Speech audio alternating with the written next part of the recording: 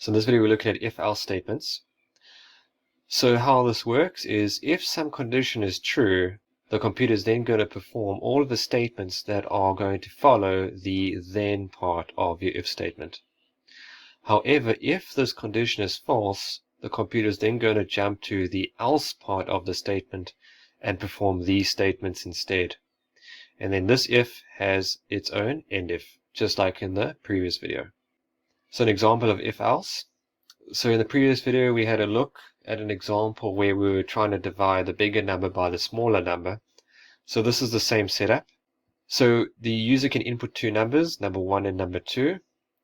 If number 2 is greater than number 1, then the computer under the variable x is going to put the value of number 2 divided by number 1.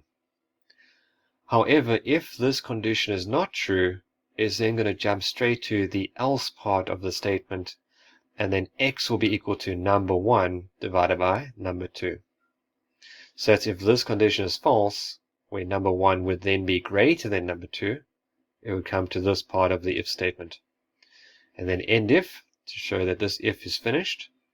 And then print x, it would then print whatever the value is for x over here. So I'm going to go to Word and do this as an example. So let's say the user, for example, types in 100 as number 1. And then maybe types in 20 as number 2. So if number 2 is greater than number 1, so number 2 here is 20. So is 20 greater than 100? Well, this is false.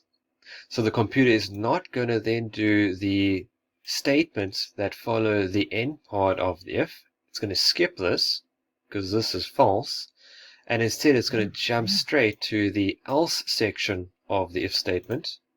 And now x is going to be equal to number 1, which is 100, divided by number 2, which is 20. So 100 divided by 20 is 5. So when this if statement is complete, after the end if, print x, it will just display this x value, which is 5. So 5 will be displayed back. So this is just an example where you have something to do when a condition is true. You want something to occur, take number 2 divided by number 1, and you have something that will happen if maybe the statement is false.